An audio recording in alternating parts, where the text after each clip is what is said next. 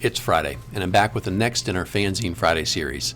Today we're taking a look at Fire the Arquebusiers, special double issue number 2 and 3 from 1976. Please stick around. I'm AZ Mountaineer. This is our channel, Old School Rules, a place for everyone who loves classic RPGs and anyone who wants to learn more about them. On the Fanzine Friday series, I take a fanzine from my collection off the shelf for a closer look.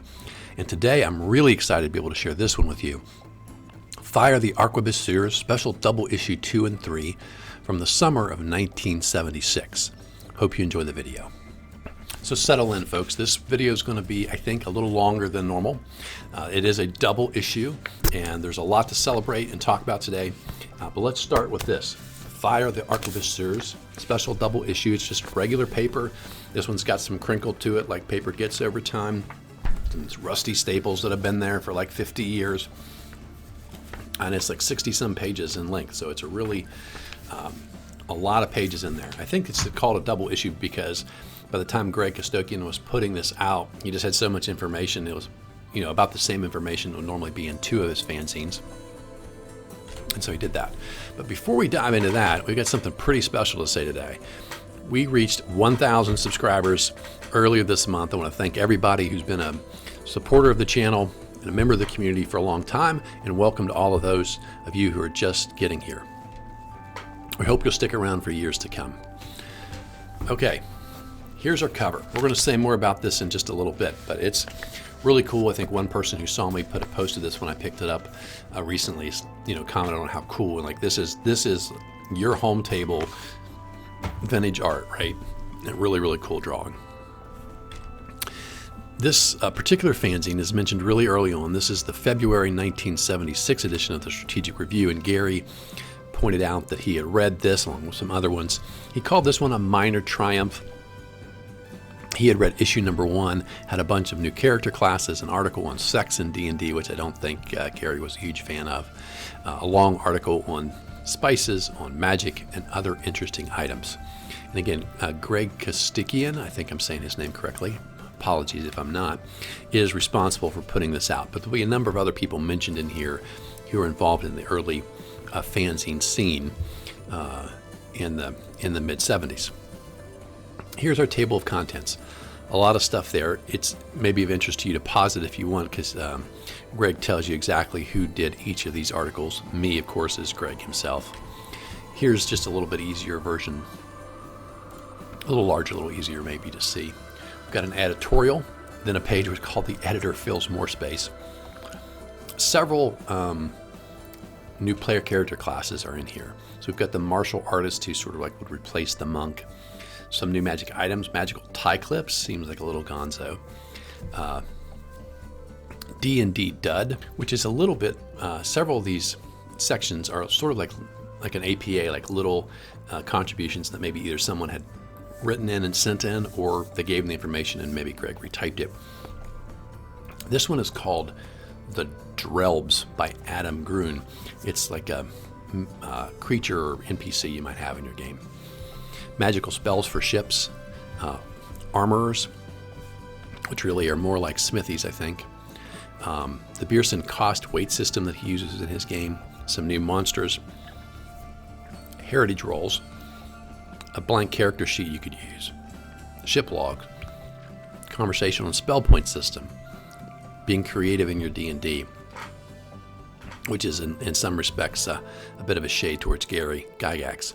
The Thinker, which is a potential character class, communiques, which are the kind of back and forth you see like in Alarums and Excursions where people are talking to each other and responding to each other.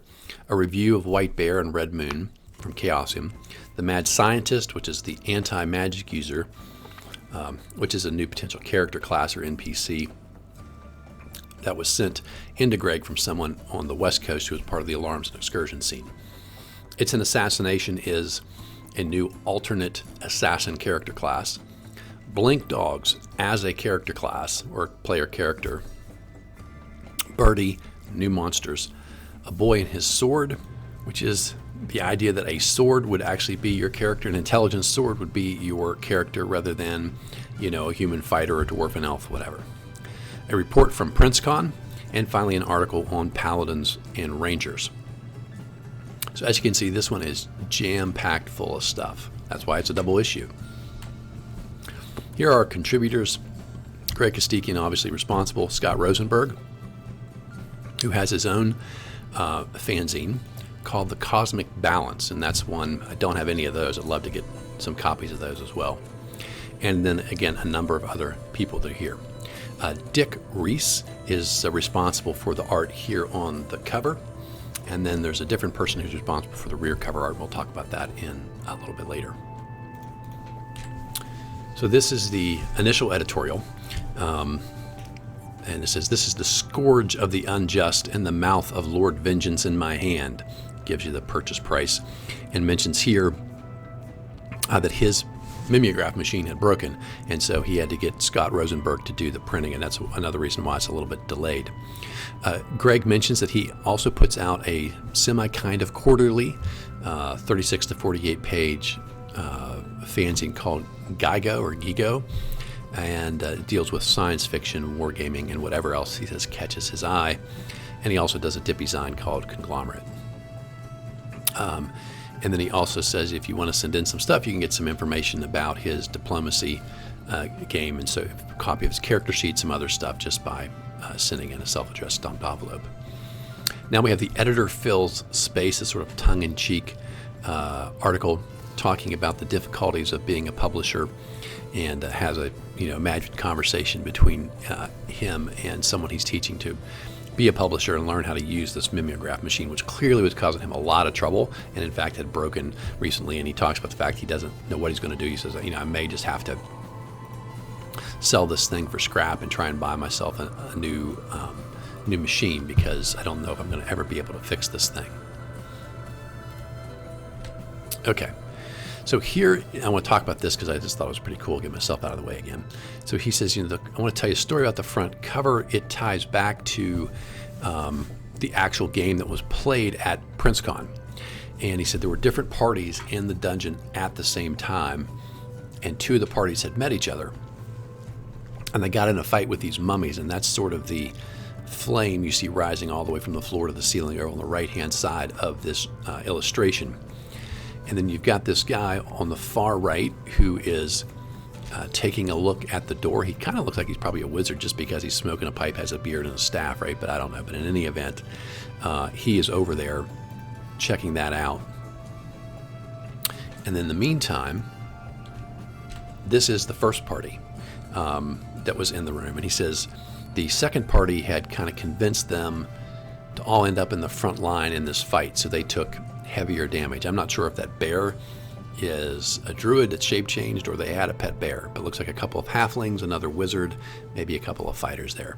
So anyway, after the fight is over with these mummies and they're all set on fire, the second party attacks them. And so that's what this wizard shoots a spell, and then they run up, attack them from behind, gain advantage, and basically manage to kill off the first party. And the best part of the story is that after they did that, a third party that was in the dungeon comes along and kills the second party, takes everybody's magic items, and now they're all out of the game. So that's what you get, I think, for being a stinker. But in any event, pretty good story. Next, as we know, I love fanzines. And so these are some new fanzines that Greg's going to mention. The Wild Hunt, which is an APA-style fanzine based sort of in Boston, and that's sort of, led up by Bark Swanson. Inspired by Alarums and Excursions, which of course led by Lee Gold out on the West Coast. Then there's another one called the Haven Herald. I've read about that in a book by John Peterson, but I don't have any copies of that, so still on the look for that. It says it's usually about 12 to 24 pages, and a guy named Ben Grossman is the one who's responsible for that. The Cosmic Balance is put out by Scott Rosenberg, and it talks about his home world and maybe some other stuff like rule revisions or magic items, etc. And then finally, there's one called Slobinpolit Zhurnal, which is not a D&D zine. It is a vehicle for a diplomacy variant, but it does have some stuff that ends up being suggested for D&D or maybe utilized in Dungeons & Dragons as well. Okay, so here is the first of the new character classes. This is probably my favorite. This is the martial artist or, his version of a monk. This is Greg's article, help from Adam Kasanof and Ben Grossman, he says. And he starts off by telling you that basically this is superior to what's in Blackmore. So here's the first chart I want to look at. This just lists the levels you would be at, the damage you see there that you do as you go up in level. You do more hand-to-hand or kicking damage.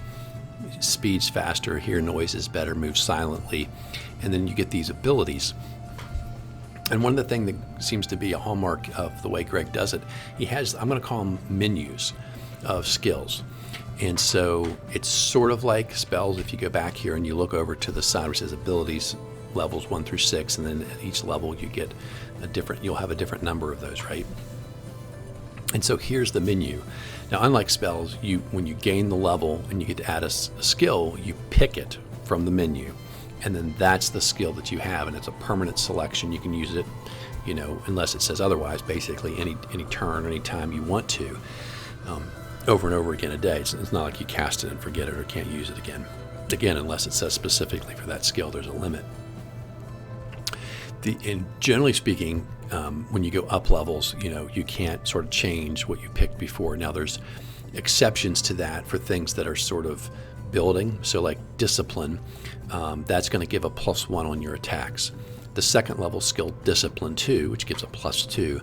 If you pick that, then you can erase discipline 1, and you can pick something else. So you don't have to spend a point every time you stack it up. You could also pick discipline 2 for the first time when you got a second level skill, having not used it at first level. That's not a prerequisite, okay?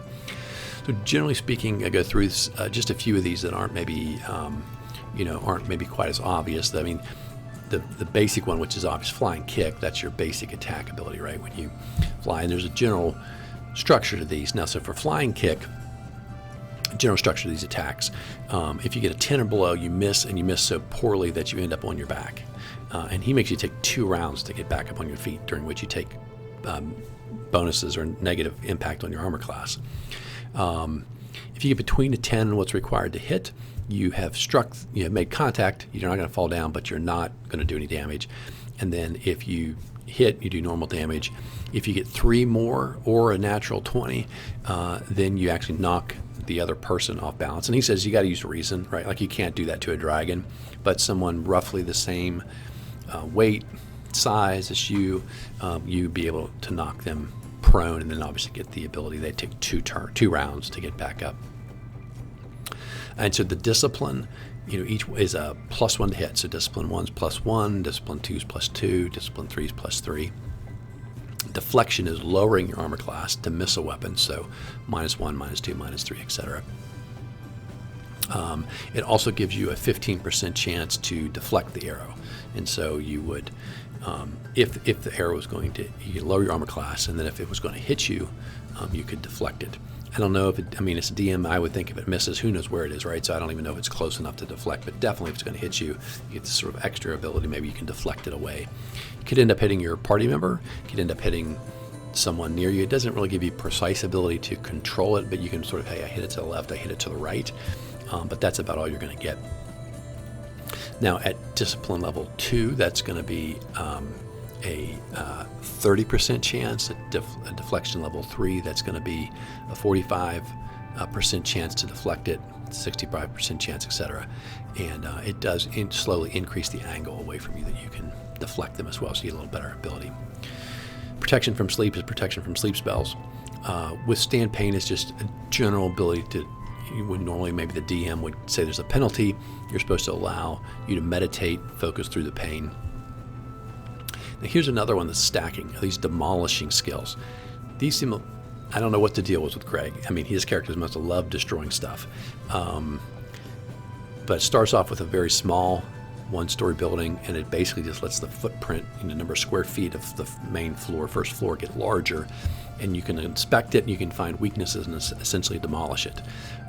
In particular situations, it could be really useful, but it also seems like something you could go, for weeks in your campaign and never really use your demolishing skill. In any event, walk on fire is also sort of general fire resistance, gives you a bonus on your saving throws. Cat's walk just improves your move silently. ESP, detect illusion, those are normal. Cat's ears improves your hearing. Cat's nose improves your chance of smelling an odor. A Zen bowmanship allows your character to use a bow, which normally his martial artist class you cannot. And then eat pine cones is actually broader than that. It's basically living off of stuff you can grub up. So you can eat pine cones, moss, lichens, ferns. You have to meditate and make sure you sort of control your digestion so you can get nutrients out of that. If you eat and fail to meditate, then you might end up getting sick, but otherwise it lets you do that. Throwing is you hit for damage, and then if you are successful, 3 or more than what you need, or any natural 20 after the contact, you're going to be able to throw the opponent, and then they end up being prone as well. Care for your own wounds. He says none of this nonsense about monks being able to heal other people. It's all about meditating and healing their own body. And so this is the first level of that. You can cure your own wounds. I'd probably stack this one because there's a couple other cure your own disease, cure your own serious wounds. At least the wounds ones, I'd let them stack if you wanted to. Meaning you could get rid of the lower level one if you took the higher level one. Rope trick. He says, this is not the same thing as that bullshit magical spell. What are you going to do in some alternate dimension? But it is very similar, in which you can get by meditation, you can cause the rope to just hold still and basically attach to something or nothing, and you could be able to climb up it. And he can hold it steady and firm as long as he meditates. So it's not clear to me whether he can meditate and climb at the same time or not. Maybe he can only get other people out of there, out of a pit or whatever. Cat's eyes, which is he uses for the assassin class later, is a really cool ability, and that gives you the ability to see in the dark. I'd probably make it cat's eyes, and so basically some light, even starlight, but like pitch black of a dungeon, I don't think I'd let you be able to see in complete darkness, but almost complete darkness, right? Any light source at all, then you're going to be able to see effectively. Commune with animals, obvious clairaudience, like the spell. Pyrogenesis is the ability to start a fire within 100 feet, which is an odd ability. It seems to me mind over matter kind of thing. You can just start a fire by thinking about it. But that was a good ability. Self-control improves basically strength of will, improves your your saving threshold, things like charm, hold person, command, that kind of thing. Telekinesis is obviously what it says. Arm breaking is your attack, and here you declare ahead of time I'm trying to break an arm or break a leg. And if you're successful by getting 3 or more above what you need, or a natural 20, then you break that limb. He said basically the DM can decide what happens, but that's always going to be a big thing. Neutralize poison, you meditate for 2 to 12 rounds, and you're going to be able to stop and metabolize any kind of poison that's in there, as long as it's not something that kills you before you start meditating. Clairvoyance, like the magic user spell. Cat's paws increases your chance to move silently, so that's a second one like that. Commune with plants, cure your own disease, just meditate and make the disease go away. Consult I Ching, I had to look this up. This is a divination, fortune telling kind of thing, and it involves some particular sticks or coins that you would use, and they create patterns, and those patterns are used to sort of get some type of answer. He says, let's see. He says you could do it, if you want to actually learn how to do this, you could use that, or else you could just sort of make it up and basically describe what's going on. And then he says, and then let him ask 3 questions and tell him truthfully, but as misleadingly and obscurely as possible. And finally, cat's sleep, or sleeping with one eye open, allows you to basically never be surprised, or at least roll for surprise even when you're resting. But it says not as good a sleep, and so instead of 6 hours of sleep a night, you might need 10. Spine kick is a particularly devastating one, where you try to maneuver yourself around and get a kick at the guy's spine. Obviously has to have a spine in order to do this, has to be man-sized more or less in order to do this. If you have 3 better or natural 20, you've made contact with that, and there's a 25% chance you dislocate the spine, which either takes them out of combat for the rest of the combat, or if it's dislocated, then you roll again. There's a 25% chance you actually permanently paralyze the other person. So, Levitate, exactly what it sounds like. Ninja is to become ninja-like, which in this case means you wear clothing and know how to move to basically make yourself unseen in pretty much any condition. It doesn't say that you get a roll. It's almost like 100% guarantee unless you're standing like in bright light or something like that.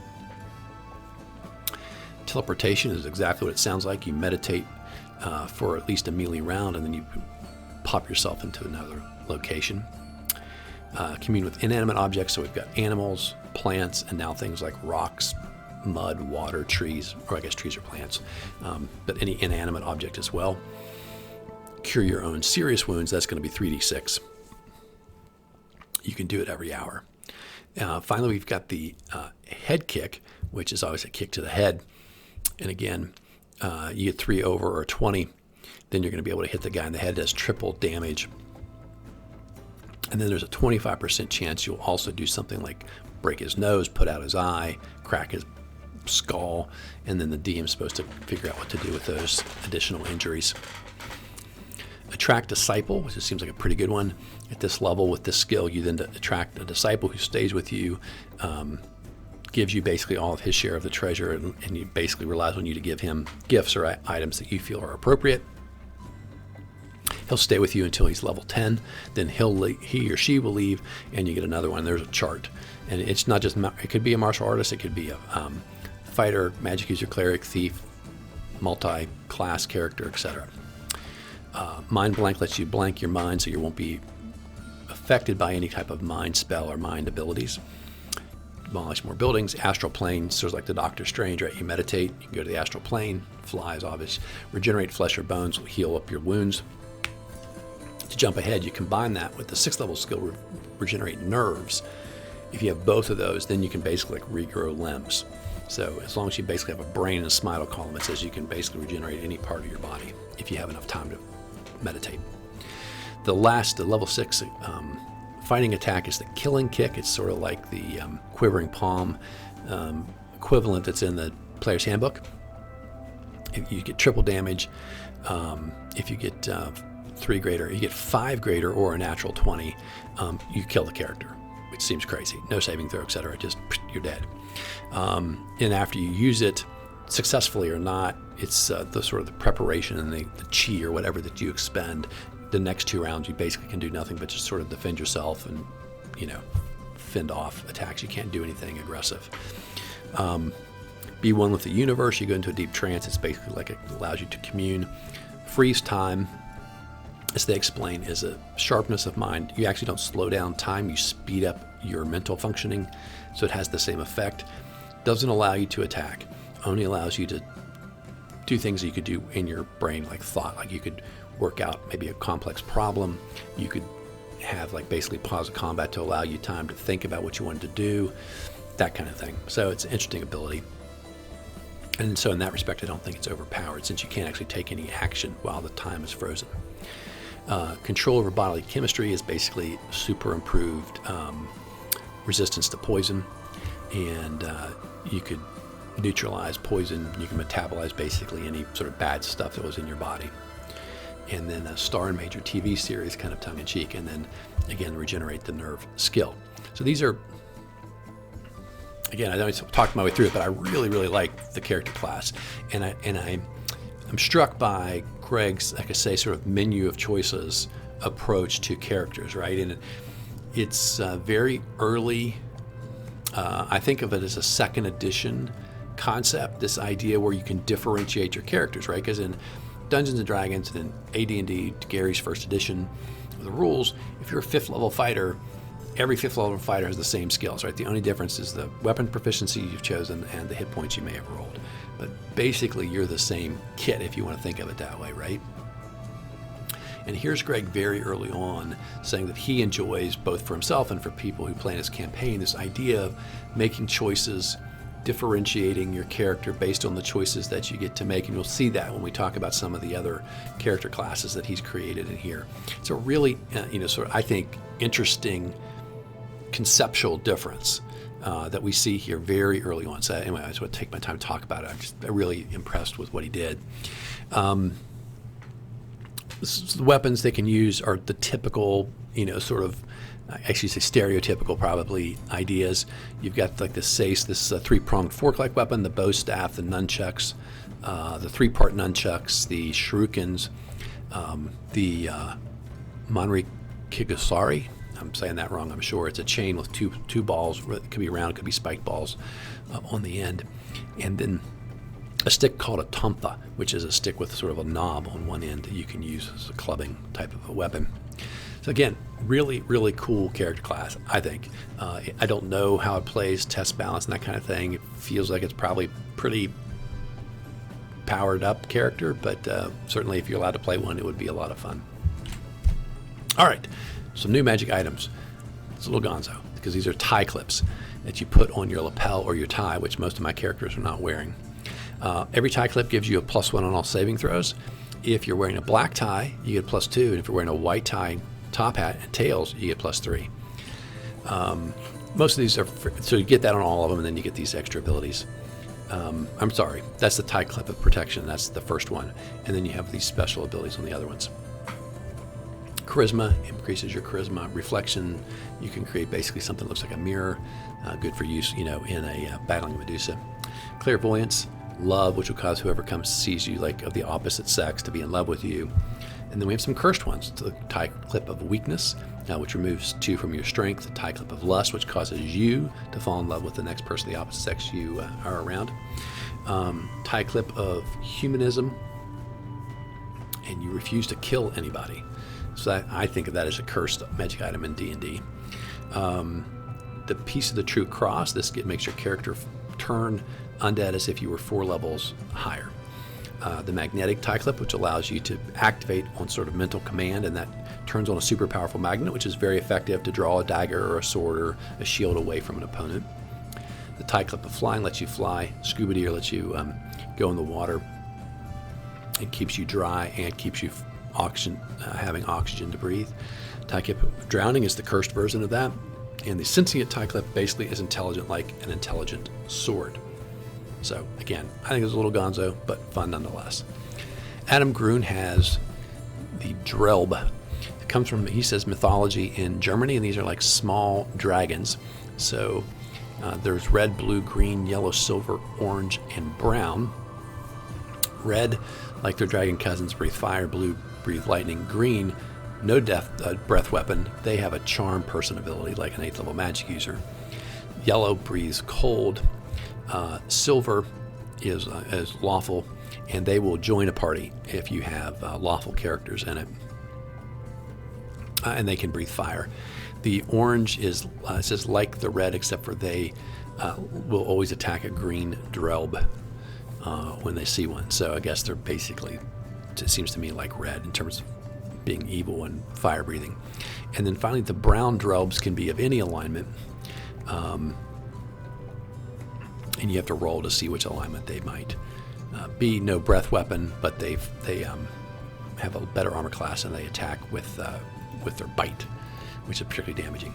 And then finally, there's one called the Die Regenbogen, which is I'm sure German that I'm mispronouncing, and they're particularly ferocious. And then they have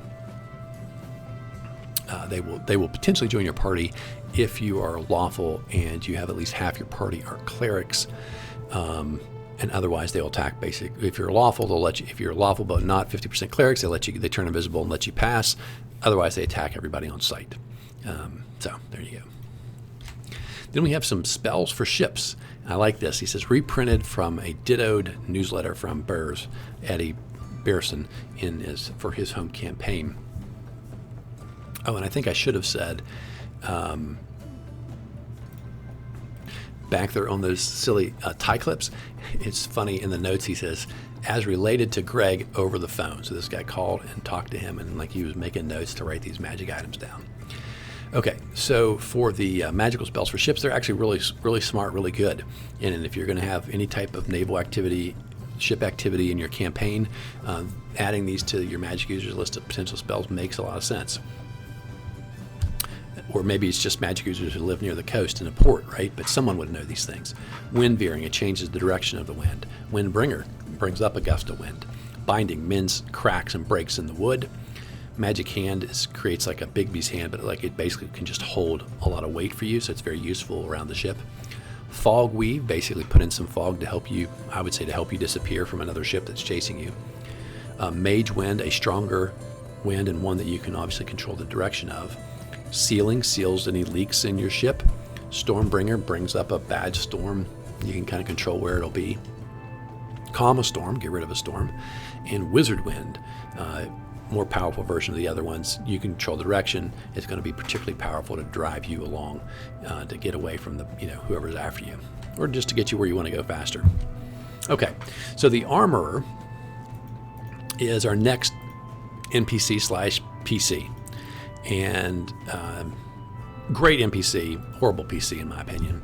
And when I read it, it's not just an armor, because a lot of things I read say if you're an armorer, you make armor. This is really all class smith, because he's going to be able to make weapons, armor, bows, arrows, all that kind of stuff. But so here's his. Here you can see his character class on the first page, and then you get skill points, which you're going to use and spend. Similar thing, right? It's the menu. Again, it's not nearly as interesting as the menu for the martial artist, but you're an armorer, so this is what you're into. You have to here. You have to start at the top, but you can pick armor skills, missile skills, pole arms. You can make martial artist type weapons, blade skills, or crushing weapons. So you spend a point. Each of those, the first one is 1 point, and you learn you would know how to make that. When you go to the next one, you only need the difference. So if it's from 1 to 2, you add one more skill point, and now you would know both what took 1 and what took 2. And so, for example, in armor, it's leather, then 1 more is shields, and 1 more is plate mail, then 1 more is chain mail, then 2 more, and now you can make magical shields and armor. I don't know about, see, that's the kind of thing I said. I don't know about that as a player character class. That's a little out there, because pretty soon you're making +1, +2, +3, +4, +5. You're making dwarvish, mithril, and adamantium mail. I don't think you'd let an NPC, if you're a DM, get that skill either. Anyway, you can see here different things, right? How to make arrows, short bows. You move up through there. Spears, pole arms, pikes, lances, daggers, hand axes, throwing daggers, swords, battle axes, etc. And so that's the sort of the system, and you can move between them. You can give a point to an armor, then give your next 2 points to making blades, then back over to armor, then maybe you learn how to make missiles. And each character, again, fairly defined path forward, right? But you can sort of control how your character improves through those skills over time. And again, the biggest thing I would question if you allow this into a party, whether it's a PC or NPC, is that upper level ability where now you're able to make magical items for the other character, for yourself or other characters, seems a little overpowered in my opinion. All right, now we have the Birsan Costikyan kilogram weight system. Essentially, take your strength, multiply by 5. That's how many kilograms you can carry. This is really early encumbrance, right? I'm not thrilled with encumbrance, but it's part of the rules. It's something Gygax got into later too.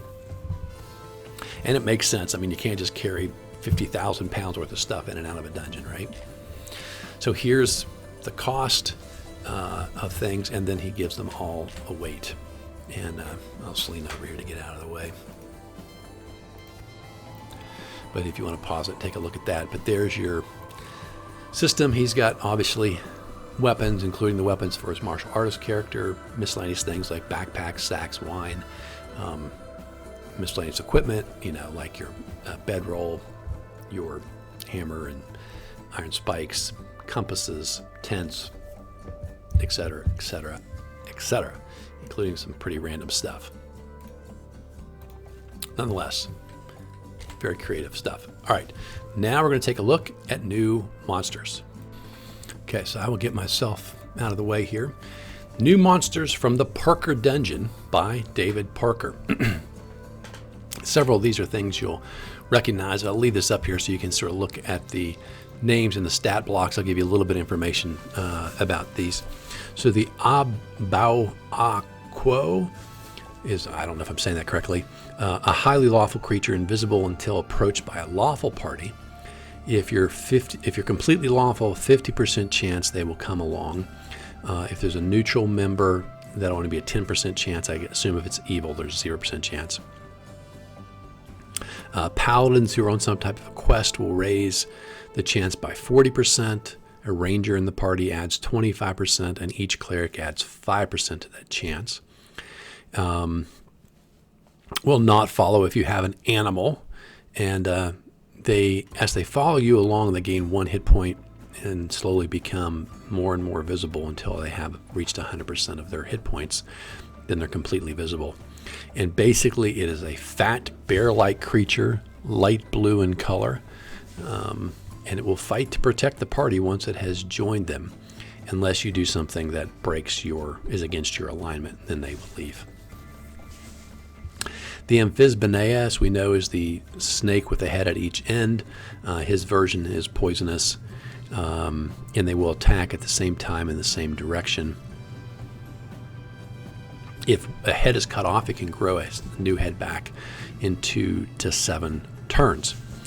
The bookworm is kind of a silly thing. They're in libraries. They have glasses and wear graduation caps. That they will, in his dungeon, they attack you if you attempt to do any damage to something in the library. The carbuncle looks like a 7-foot-long dragon. They have poison fangs, no breath weapon. Their heads are semi-transparent, and if you cut their head off, you can cut a gem out of them. 75% chance it'll have some magical property. The carnivorous rabbit seems like, comes from Monty Python and the Holy Grail. These little creatures go for the throat. If they get 2 above what they need to hit or a 20, they will sever the person's neck. The Catabalipos, remember this appears a year later in the Monster Manual, looks like a hog with a long, thin neck and a drooping head. Their eyes are looked upon, it means instant death. In his version, no saving throw. There's only a 5% chance you'll see their eyes if you leave them alone, but it goes up to 30% chance of seeing the eyes, each person, if they are attacked. Cerberus is the 3-headed hound from, I think it's Greek mythology. And that his heads can all breathe fire. The Cyclops is like a hill giant, but it has a single eye. They have a -2 to hit, but require but do +4 damage. Sorry, -2 to hit, but do +4 damage due to their strength. The Hasing-Tien are headless men. The face is on their chest, and they carry axes. The Keratoro, lawful animal, looks like a unicorn, except the horn would be of gold and can be shot out once per day like a giant dart. It says it hits as a magic missile with a +6 bonus to hit. Or I'm sorry, it does twice the damage of a magic missile and is +6 to hit.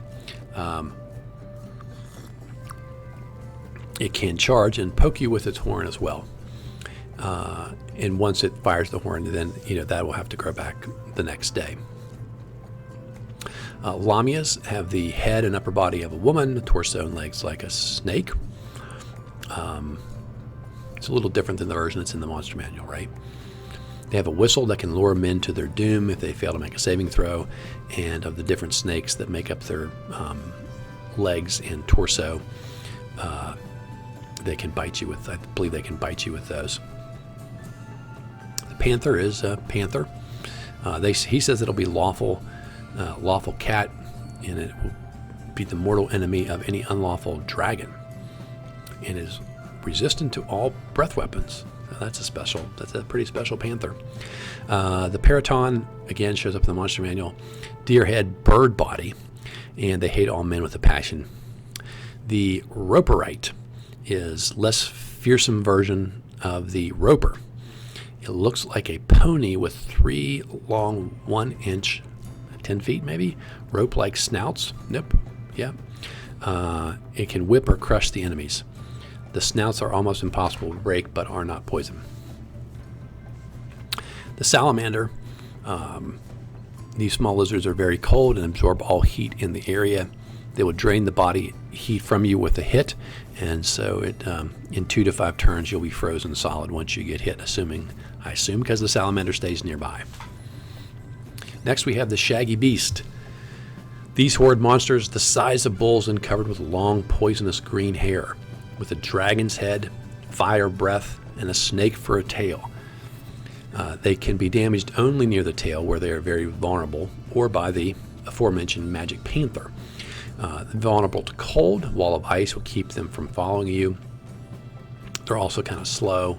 They won't get very far away from their home base where their treasure is kept. If you can kill them, people would like to have their hide because they can use the poisonous nature of the hair. The strong toad, they look like giant toads, but they're different. They have a hard shell, affected only by a fireball, lightning, flaming swords, swords of sharpness, or vorpal blades, and basically otherwise they're not going to be affected, except for magic missile or magic arrows, which do only half damage. The Thark, the huge green men, could be of any alignment. They have 4 arms. They will always carry a shield in one, a sword in the other, and the others could be for whatever you want. They have huge tusks they can use if they are sort of like a last resort. And then finally we have the vampire bat, of which he says nothing, but I guess they're just supposed to be bats. Heritage Rolls by Greg Costikyan. So before you roll your character, choose to attempt to be something other than human. If you fail to become non-human, you can try 2 more times. And here you basically roll what you want to be. He has your chance to be human, dwarf, elf, hobbit, orc, kobold, uruk, ogre, goblin, hobgoblin, were-creature, ent, lamassu, blink dog, dolphin, dragon, gnome, talking horse, or something else of the dungeon master's choice, or something else of the player's choice. And that's how you would start off making your character. So before you even roll your stats, right, you declare what you want to be. If it's a human, you're a human. Anything else, you only have a chance to be that thing. That seems kind of stinky. And if you fail, let's say you want to be a dwarf, and you roll, but you don't get it. You can try 2 other things that aren't humans, but you can't try dwarf again. You got to pick something else. And if you miss that and then you miss again, then you're human, which also makes it seem like being a human stinks. But maybe that's how he feels about it. All right, so now you have made your roll. You decide what kind of character, race or type of character you're going to be. I mean, this interesting selection there. And then we're going to go to the next set of charts here to learn a little bit more about your background. And so if you're human, you learn about your heritage, your siblings, and again, there's tables here for elves, were-creatures, and you basically find out where you've come from, what your parents' background would be, I suppose. A little random. There's pretty common theory, right, to have this kind of stuff in adding background to roll-up characters. Here is Greg's character sheet. It's front and back in the fanzine itself. You'll see here strength, wisdom, intelligence, dexterity, charisma, constitution. Then he has some extra stats: luck, greed, sex drive, engineering, something else. I don't know what that says. Seasickness, I guess. I think he obviously designed this to be sort of universal, so maybe that's why he's got some of the extra stuff there for other games that have those different stats in there. Again, very basic. Just trying to make a generic sheet that you could have. Everybody needed it before, or maybe in case you didn't like just using a piece of paper, I suppose, right? Okay, ship's log, a short history and theology of the world of Thalassa. And this is sort of tongue-in-cheek, I think, background on his world. He talks about the red moon in the sky. He talks about the fight between those who like Coca-Cola and Pepsi. He's got the elves in there, the Melnibonians, some dragons, etc. for his home world. All right, additions and clarifications to the magic system. And I don't have issue 1. I hope someday I'll find a copy of that. But in the strategic review, they had looked at issue 1, and in the letters column here, they talk about his spell system, which was a spell point system that he had. So here's some ideas to change the spell point system that he had in issue number 1. And first problem he says is the number of points that you had got. It says that the number of points you get not being based on intelligence seems to be unrealistic. And so you should base it more on that, right? And so he says take the magic user's intelligence, by a certain number, and that gives you your point system. And so here we have your level, which you multiply by the highest spell level you can reach, and you do that multiplication problem. Again, spell points were a pretty common alternative that a lot of people, I think, look to, and I think there's a lot of interesting reasons to talk about why you might want to use spell points versus the Fanzine magic system. But that'll be in a different video. Okay, here is a look at creative D&D / EPT, Empire of the Petal Throne, or Gary Gygax is not God, a fun article by Bill Maxwell Jr. Okay, so Bill's got some suggestions for you. You know, he starts off by saying, look, if you just purchase Dungeons & Dragons, you open it up, you're excited, you think this is the greatest game ever. He's like, but soon, if you don't have a good dungeon master, you may come up against sort of some boredom, or you may end up not liking the game nearly as much. He says the first problem is the sort of generic generation. You know, you just make these rooms, you put treasure chests in the middle, you put a bunch of orcs in there, and you let them go in, kill monsters, and take treasure. And pretty soon everybody's, 25th level, and nobody's ever getting hurt. He says, and then a lot of DMs says, oh yeah, but I've moved past that point, right? I don't do that anymore. Maybe I just like to play in other people's dungeons. Maybe I've done something different. He says, look, here's his suggestion for a DM. He says, you got to get away from the limitations and the rules that Gygax gave you. Let your imagination go wild. Build your own dungeon, right? Maybe you can use some of that random dungeon generation information, but draw it yourself. Add in some new monsters they've never heard of. Put in some traps. His tip there, though, every trap should have a way out or a way to avoid it to make it fair. And don't make it just 1 in a million chance of escaping. You've got to be somewhat realistic given the reward that might be connected to that trap, whether there's treasure on the other side or maybe it's the way to get to a further level of the dungeon or whatever. But a smart player playing a good character should be able to survive traps if it's fair. If you're going to have a death trap or a room of certain death, you could give your characters a warning. They should know, hey, there's a huge risk if I go through this door or down this hallway or to the next level, whatever it is. He said, in fairness, like, look, if they want to take that chance and put their character at risk, then it's okay for them to die. But don't just drop it on them and laugh and think that's fun or funny, right? Those are his general suggestions. Treasure should be hidden, right? Monsters don't just put their treasure out in the middle of a room for anybody to take. They like their treasure. They've accumulated that. They're going to either use traps. It's going to be locked. It's going to be hidden. And so, again, there's a very common theme in a lot of these fanzines, the DM suggestion, right, which is appropriately make your monsters intelligent, and whatever their intelligence level should be, make sure you're playing them that way. And finally, his last suggestion is use the rules as guidelines. Whatever you don't like, change it. That could be the magic system. You can use spell points. That could be the combat system. Maybe you want critical hits and hit locations and that more realism or more specificity in what happens in combat. Maybe you like it the way it is. Whatever it is, use the rules the way you want to do it to make it fun for you. And he has some nice things to say about Greg's fanzine, and then suggests next time he may write something on Dungeons & Dragons mechanics. So that could be an interesting article as well. And there's an interesting sort of response here from Greg to the comments that are made by Bill.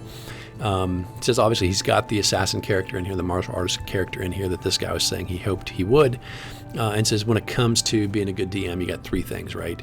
Imagination, organization, and a disregard for the sort of the strictures of the original rules. A good game master plays his own fantasy role-playing game. He doesn't say role-playing, fantasy game. Where players play fantasy characters, but it's not really D&D because you're making up enough of your own rules and changes. He says there have been 7 or 8 people in New York who have attempted a dungeon. Only 3 have been successful. Myself, this guy named Stephen Tahor, and Eddie Birsan. So according to Greg, that's the report in 1976 in New York. So there you go. All right, character classes. Let's talk about another one. This is Scott Rosenberg's character class. It's called the Thinker. Your intelligence and wisdom have to add up together to be 29. You get a 20% experience point bonus. Okay, so just like the other character classes, Scott also has the menu of abilities. And you'll see there he had in his level progression, you got different abilities at different levels. And so again, you have so many, you can pick from the chart the ones that you want to learn. The Thinker seems like, maybe it could be an NPC, maybe it's back in town. Would be a great character inside your party. But here are their special abilities. They do have some magic user abilities, but they're the basic information type ones. Read magic, read languages. You do get shield and charm, ventriloquism, locate an object, ESP, mirror image, magic mouth, pyrotechnics, clairvoyance, clairaudience, improvisation, suggestion, explosive ruins, confusion, dimension door, hallucinatory terrain, fear, wizard's eye, teleport, telekinesis, feeble mind, conjure, elemental, invisible stalker, geas, anti-magic shell, projected image, and part water. So those are that's the only magic user spells that are available to you. And then you get these special abilities on top of that. Only 4 hit points per level. You can identify magic items. You can have basically a chance of knowing lore about symbols, and you can use sort of a persuasion skill, sort of like a charm creature, charm person type of a spell. You got this ability called Ponder. You can just think about your actions and give your party a chance to discuss what you think you should do. A chance to know certain inscriptions, and the ability to bargain, which is going to be really good when you're trying to sell or buy something from somebody. Demagoguery. If you're able to speak, it's like gives you the ability to have a mass charm effect. Legend lore is like the magic user spell, he says, except only better. And Declaim, and it has your ability to interact with higher level characters. It basically seems like a way to befriend people. Then they have this council, and so when you're able to choose a level 4 ability, if a council is called and you've had this ability, you'll be invited to come and participate in this big thinking event. Message is the ability to send a message, and clear thinking, it's the ability to think clearly. Raise your intelligence, display any type of feeble mind or other mind numbing or dumbing effects, and think for 10 times normal, or think at 10 times normal speed. So the ability again to do a lot of computations or do things, I guess, in a combat situation that you maybe need to do it faster. When you get to level 5, you can summon a council, so you can have an issue and summon the nearby thinkers to come. Meditate is basically hang out with a magic user, and you permanently raise the magic user's energy capacity. So that's a spell point system. Maybe give you better add spells if you're going to do the traditional D&D rules. And contact higher planes like the magic user spell. And then level 6, when you're there, is invent your own ability with the input from the dungeon master. So again, interesting in terms of creativity. I think well done in terms of what it is. Not a character class I think I need to have in my campaign. But anyway, I appreciate it, and it's so interesting to see this stuff in the very, very early days of D&D, where everybody was making up their own stuff all the time. Okay, some communiques, letters, interaction between different people, responding to the first issue, and then of course Greg, the editor, will respond to some of the stuff that these people have talked about in here. The first letter comes from a guy named Tom Hubbard. But he says, he got issue number 1 was sent to him, and he really liked it. He thought it was really, really funny. I guess there was some Black Amour parody in there that people thought was pretty good. And he hopes that you'll continue to make this fanzine, continue to focus on Dungeons and Dragons. He says, I got a unique magic item for you, the Asperger of Baptism. And he said, basically, it's like a mace with holes in it so holy water can come out. I think I read a very sincere magic item for a cleric. I like this particular version of it, right? It's a mace, and you can twist the handle, and it sort of would turn to open up so that the holes are open, sort of like on like a baby powder top. You twist it, and the holes line up, and it lets it out. You twist it again, and it closes so they don't come out. And so you could twist the handle, and it would open up the hole so that when you hit something with it, holy water will sprinkle out, right? In addition to this, so you've got the bludgeoning damage, and then if it's undead, you're also sprinkling holy water on at the same time. I think it's a really, really good cleric's magic item. It gives clerics a little something extra special to do, right? Anyway, that's my idea. That's my wrinkle on his idea. This guy talks about his dungeon, talks a little bit about fantasy fiction. He's got a little bit of a poem there at the bottom. Talks about their holy man. That was a character class in issue number in issue number 1. And it talks a little bit about his spell system. And there's a debate here about whether your initial spell should be randomly determined or whether the first level character player should get to pick what his character is going to know. And they also get into some side discussion about how they're going to learn spells. And both of them seem, both this guy and Greg in response, seem to take it for granted that magic users just freely are like, hey, you want to learn a spell, come over, I'll teach it to you. I've always had the impression that magic users are supposed to be very protective, right? And maybe within the party you'd share a spell back and forth, but you're not going to just give some stranger the spells you have in your spell book. That's how we've always played. That it's a very, very difficult thing to convince a magic user to let you learn a spell out of his or her spell book. This guy here, he's got a library. You could magically just walk in and learn every spell they want. I mean, again, he's got the intelligent, well, later in AD&D, you've got the percentage chance to learn it, right? But basically, they're just like, oh, yeah, magic, it's easy to learn spells. So you got to then be able to cast them, of course. I talked about a new spell that was mentioned, I guess, Protection from Sleep, which is kind of an interesting spell. I think that makes a lot of sense. And then finally, this guy wants to talk about blending the genres. They like military, from the future, sci-fi and stuff like that. He's like, I keep that completely out of my game. I think it ruins the fantasy game when you start introducing things like blasters or machine guns or whatever. So those are his thoughts. Next, we got a communique from a guy named Jack Harness, who says he likes it very much. He says he was sent an issue he had. He was helping get out Alarums and Excursions, he said, because Lee Gold was in Japan. But she's back now, and he says, I'm going to give that to him. And probably she'll mention something about your fanzine, this one, in the next version of Alarums and Excursions. And then he talks about the anti-magic user, which is going to be here in just a minute. He's going to give Greg the information, and Greg's going to share that here.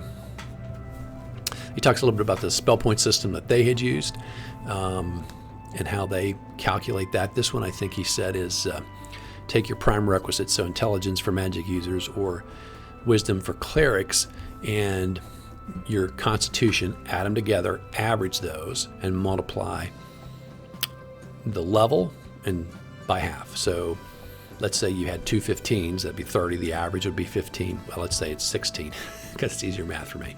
So let's say they were both 16. Your intelligence and your constitution were 16. You'd add them together, divide them by 2. That would be 16. And you'd multiply that by and so you get 16 spell points every level you went up. That seems like a lot of spell points to me. I can see where Gary Gygax thought that took, imagine a magic user can cast one spell that he or she had to pre-pick, which maybe isn't the right spell for the occasion.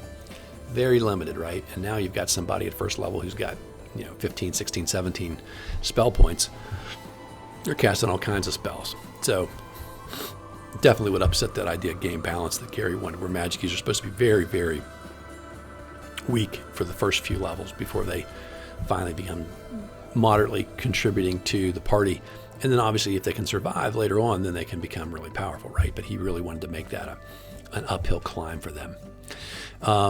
Bill Maxwell writes in and says, I'm not sure why, but somehow I guess I ran an EPT game and you wanted to get some information from me. So here is some information on my feedback on different things, right? And he starts off by talking about some fanzines. The Sorcerer, I guess this is a game. Maybe this is a game. He said this is a strategy and tactics game. It's crud, not strategic, not tactical, and boring. So War of the Wizards, it's put out by TSR, boring again. He says you just throw this one action, Silver Halos of Soul Stealing, until you kill the other guy. But then Greg says, no, there's a counterspell you could use called Wall of Ice. Empire of the Petal Throne, this guy said that's pretty good. Holes in the material, which is something you can do. And but he says, I don't use it verbatim like anything that comes from TSR, but I like the world. It gives me something very interesting to build upon. Cranor Rill, I think, is another fanzine. He says it stinks, literally and non-literally. It's as readable as invisible ink and smells of cheap antiperspirant. I couldn't even read one page of its 12 pages. So, not a fan. Then there's one here at the top. I can't quite make out what the name of it is. Unfortunately, my page is cut off. But it's just something about, it's kind of interesting, but the moderator's stuffing him full of uninspired creatures. I'm using whatever this is for the creatures for wandering monsters on the first few levels of a dungeon. So, again, not quite sure what that one was. Blackmore. Reading the back of cereal boxes would enlighten you more than reading this supplement from TSR. I do like the improvement to the combat system. That's it. Monks and assassins basically replace the original character classes. In other words, he says people are going to want to be monks and assassins instead of fighters or clerics. He just replaces a normal fighting man with higher level, better powered characters. And then he talks about White Bear and Red Moon, which is more of a tabletop board game put up by Chaosium.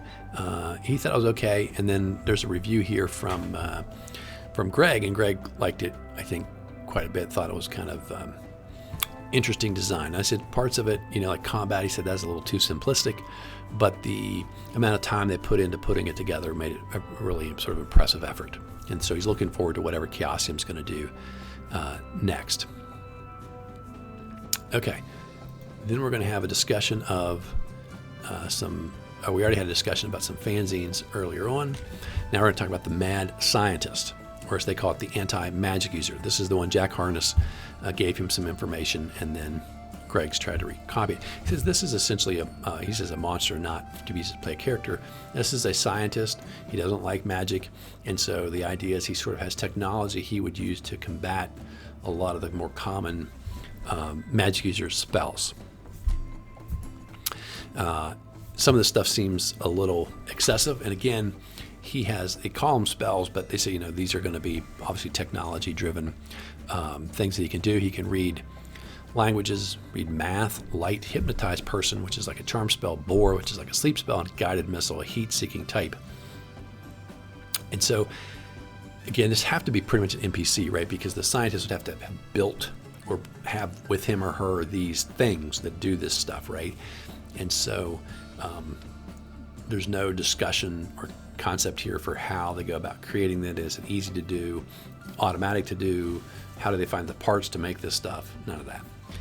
There's a lock-picking piece of technology, detect radiation, searchlight, Eastman 910 door, which creates like a wizard lock, a compass, scuba gear, disbelieve magic, Van de Graaff, which creates lightning, mass hypnosis, and gamma rays, which have the effect of a fireball, expose superstition, which they call remove curse, riot gas grenade, which is a confusion spell, hypnotize monster, growth of plants, wall of fire, pocket terminal, which they say is contact other plane. I guess it's using a terminal to go on the internet, even though they didn't have that back then. Nerve gas, which creates a feeble mind, pass wall, which is basically using TNT, mass monster hypnosis, growth of animal, control weather, force field, which is the anti-magic shell, move earth, disintegrator pistol, and the holograph, which is project image. I don't know. Again, an interesting encounter in some random level of some random dungeon, probably a pretty fun thing to do, but beyond that, probably not worth much more worth the effort. All right. Conversely, here is the super duper assassin class in place of what's in the Blackmore supplement. This is the real thing, not Blackmore's dipshit watered down version. I spit on their heads. I expectorate in their general direction. So for his version, it's a branch off. So you become a third level thief, at least, and then you can choose to go the way of the assassin. Dexterity must be at least 15, intelligence must be at least 13, and luck, which we don't use, must be at least 11. When you choose to do it, you will start as a second level assassin, whatever time you branch off. You get your original 4-sided dice of hit points, and then you start getting 6-sided dice from there forward for your assassin levels. Save and to hits are as fighters. They can wear up to chainmail, no shield. Their choices are swords, including two-handed swords, daggers, and any missile weapon. That's it. They have thieving abilities as if they were thieves 2 levels higher than their assassin level, right? So remember, they're already at least 3rd level thief at this point. And then they get their assassin abilities as they go up in level. And again, this is Greg Costikyan's menu of skills that you get to pick from.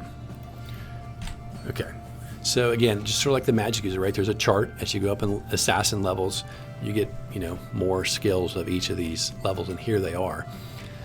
Again, I think it's pretty well done. I'm not sure about game balance, how well it works, but I guess I like this concept a lot. And I think he's done a pretty good job of coming up with some not overly powered abilities. Deadshot. You have to sort of hold still for 10 seconds or more to get your aim.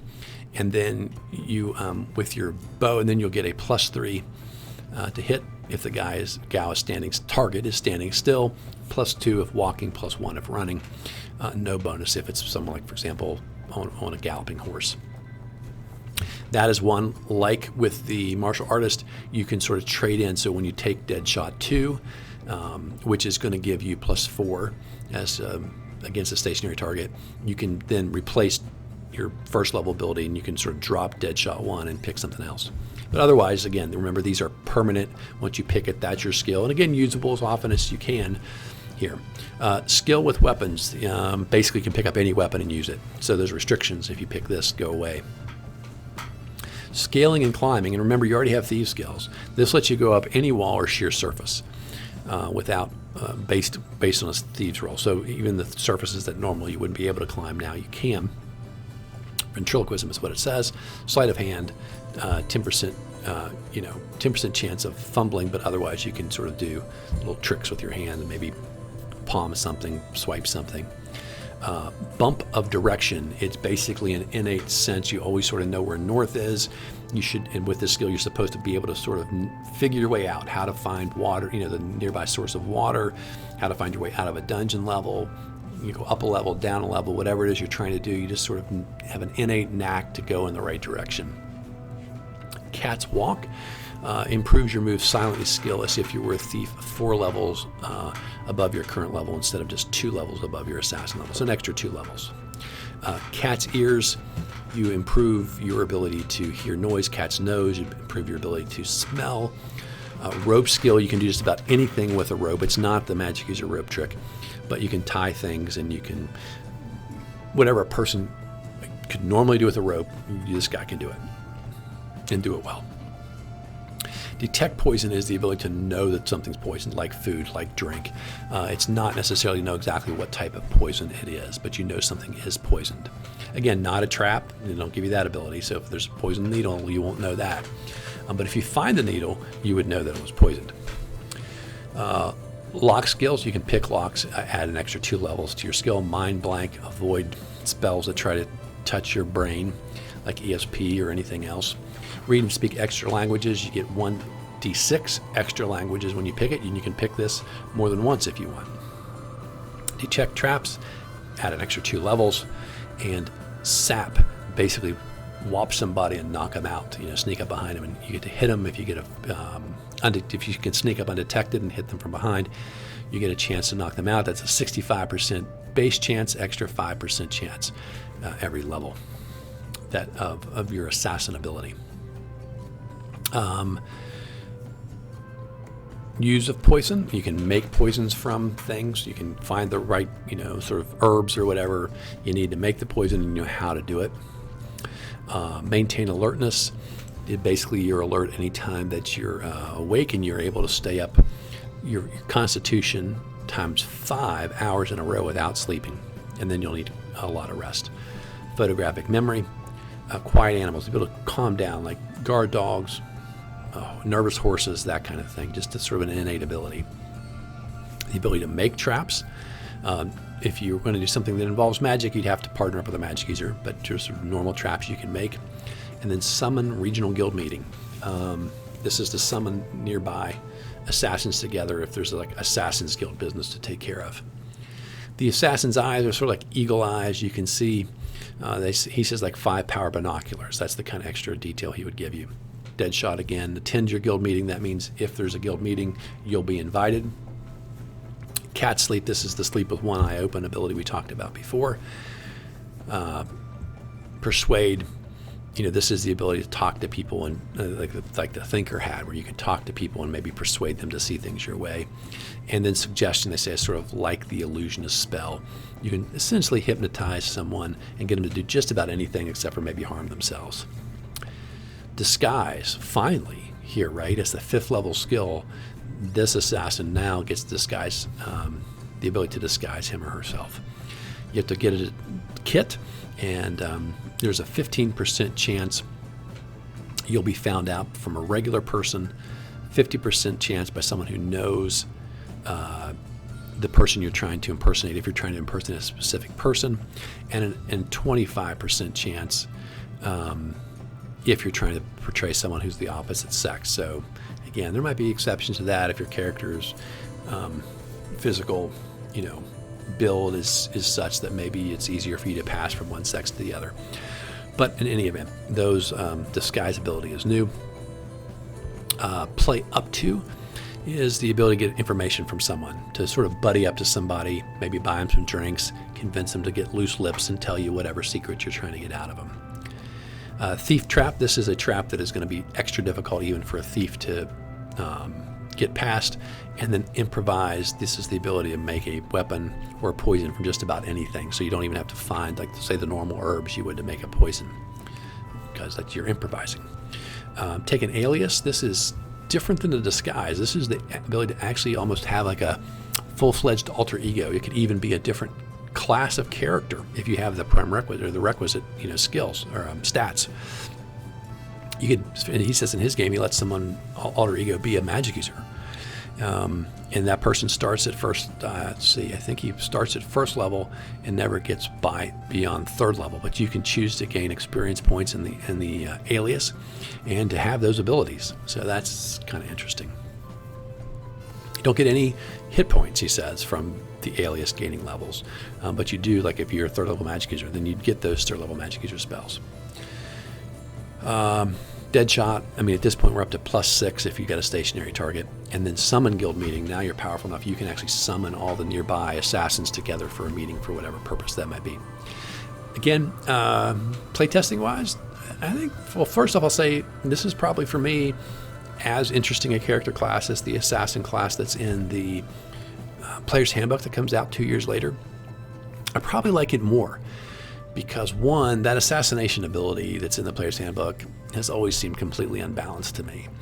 And plus, it encourages sort of one player sneaking off and doing their own thing, which I don't particularly like. It's a way to play Dungeons and Dragons. It's supposed to, for me, it's a group game. And I'm a fan of Greg's sort of menu of skills. Pick, slightly differentiation. What do you want to do with your character? I like it. I like it quite a bit. Okay. Blink Dogs. This is one of the most random things in here. This is Blink Dogs as a player character. Okay. So you have levels. He has level ideas here for his Blink Dog. And so you can go up in level. And from puppy to doggy to pooch to canine to Blink Dog. You get a number of blinks per day. You get a number of distance of which you can blink that goes from 10 feet all the way up to 2,000 feet.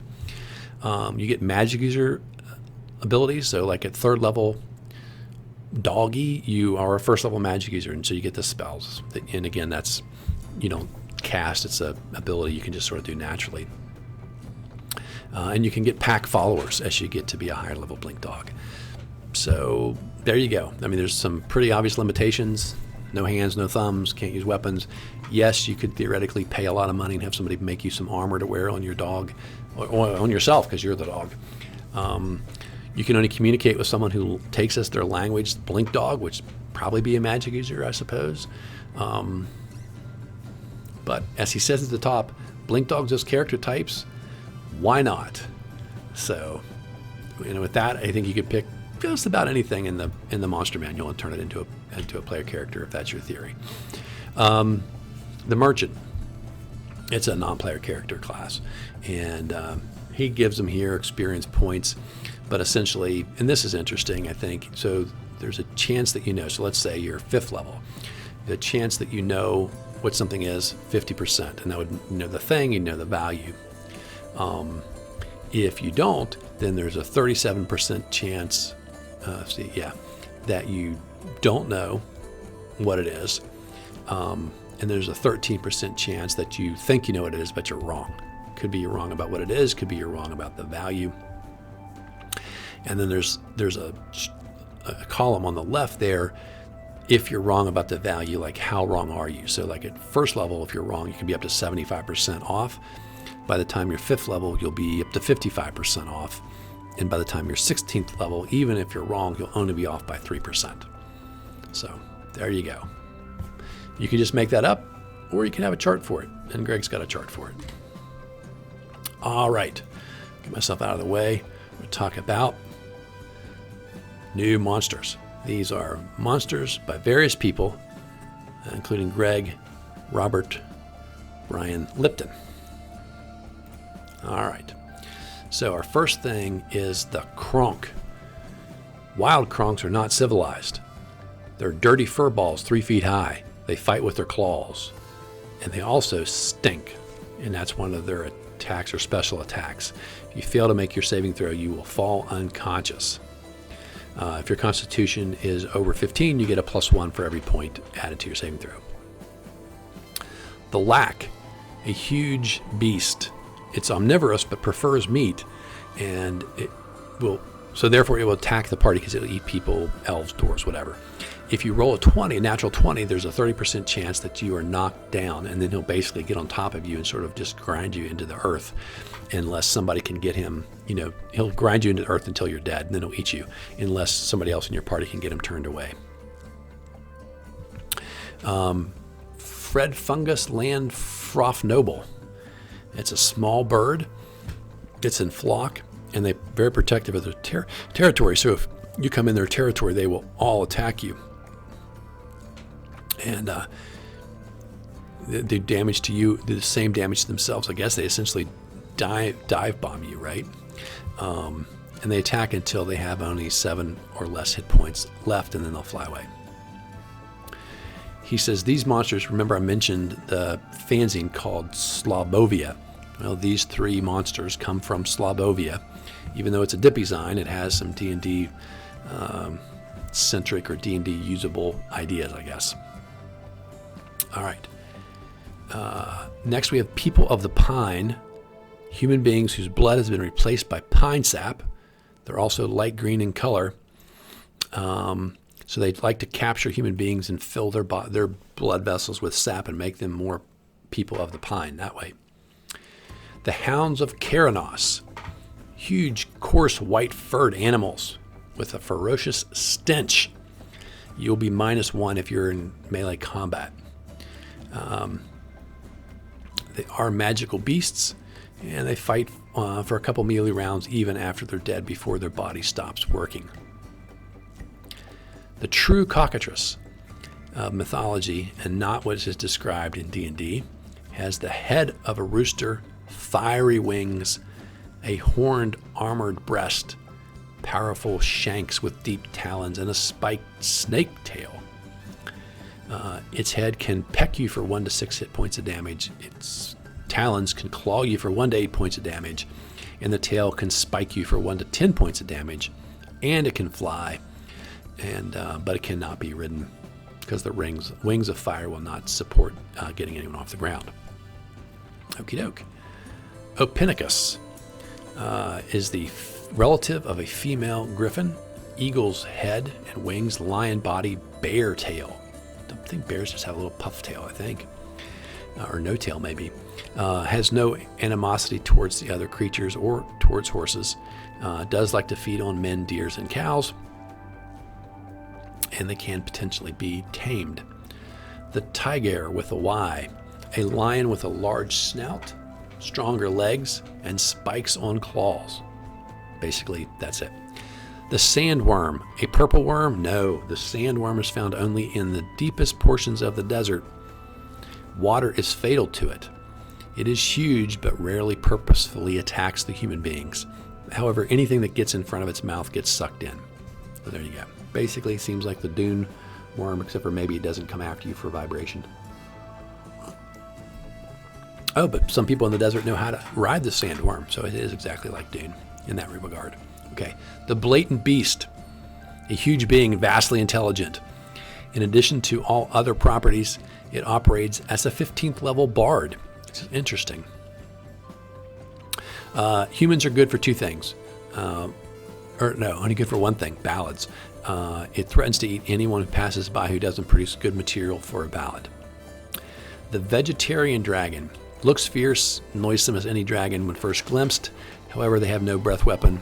They only eat plants, and they cower away if attacked. The true dragon, closer to Earthsea dragons, that the novel by Ursula Le Guin, than anything else. Immense old beasts, many times more intelligent than humans, up to 100 feet long, up to 100 hit dice. They don't even talk to anybody who's less than 20th level. The were penguin, probably the best monster here in this group. If you really plan on having a water adventure, there ought to be at least some type of lycanthropy. Why not a penguin? And somebody has written in the editorial, or perhaps a were duck-billed platypus. Okay, the Trekkies, loathsome creatures about the size of gnomes with pointed ears that are false, t-shirts and a bit of gold braid, blah, blah, blah, blah. That's a joke about people that go to conventions for Star Trek. Comic Fen, the lowest of the low, that read cheap, colored, badly drawn magazines with the minimum of print, maximum of art. Again, tongue-in-cheek here, people who like comics. Then we have the were games. This is a type of lycanthropy.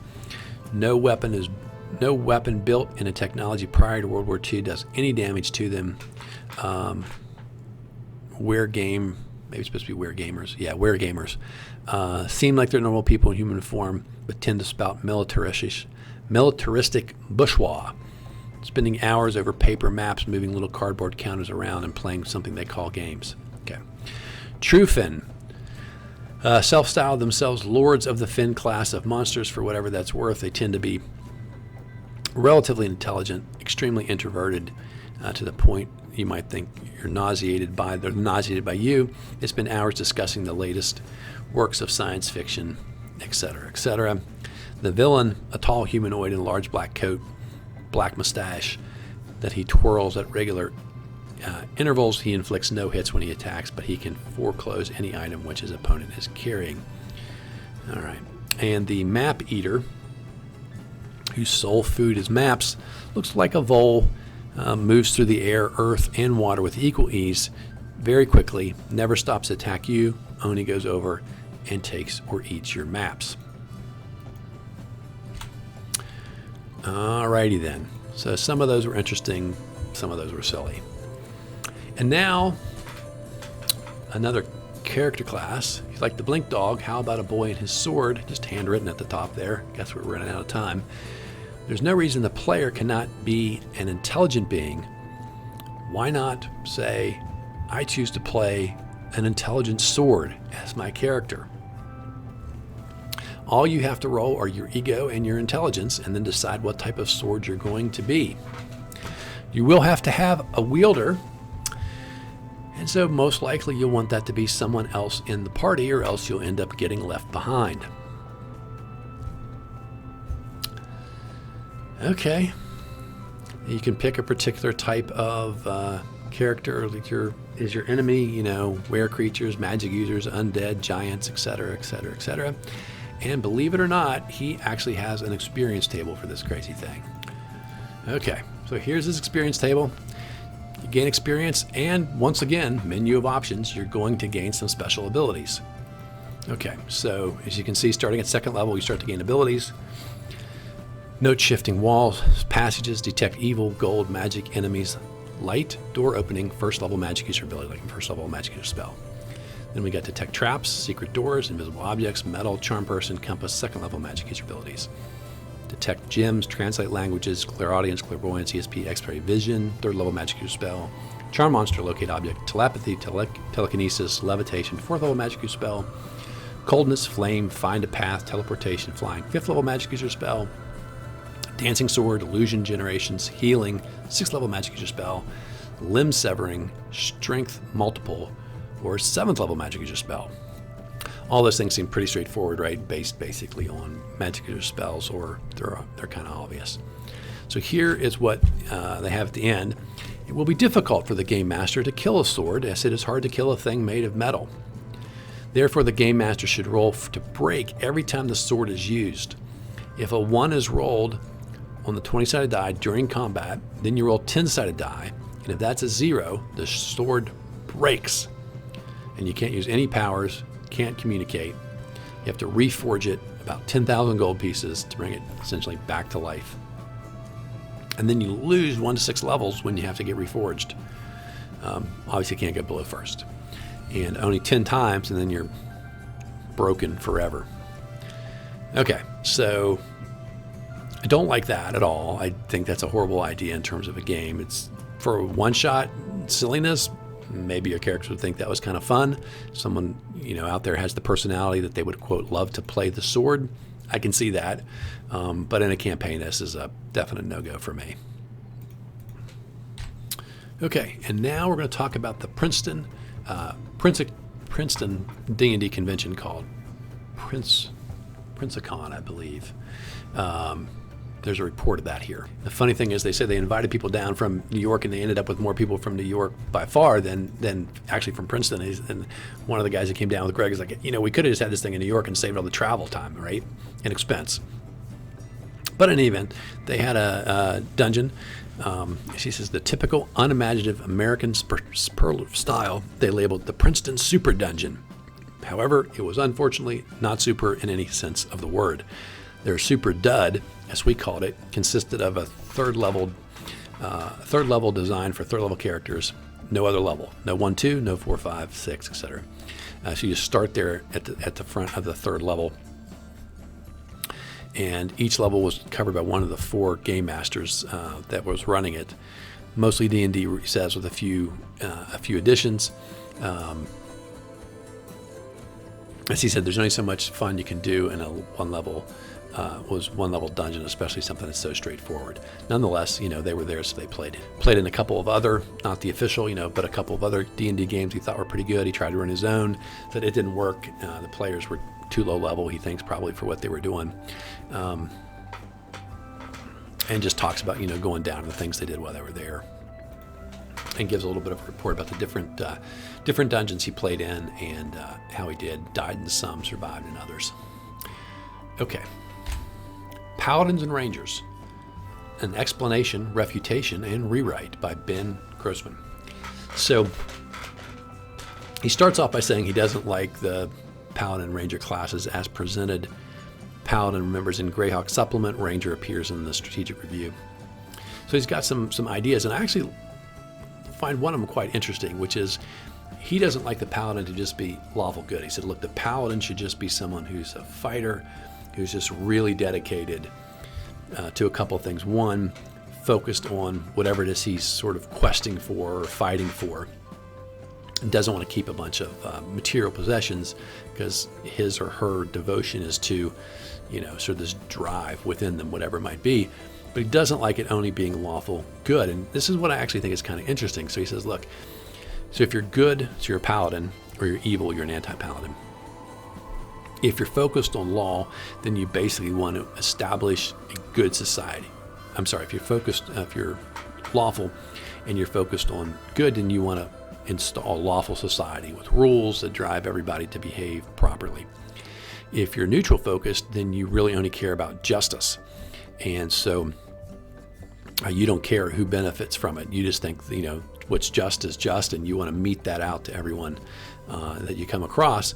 And then finally, you've got the chaotic paladin who wants to establish good, but mostly your focus is on destroying things that are evil, right? So you're not, again, because you're chaotic, you're not trying to establish some society or impose rules on anybody.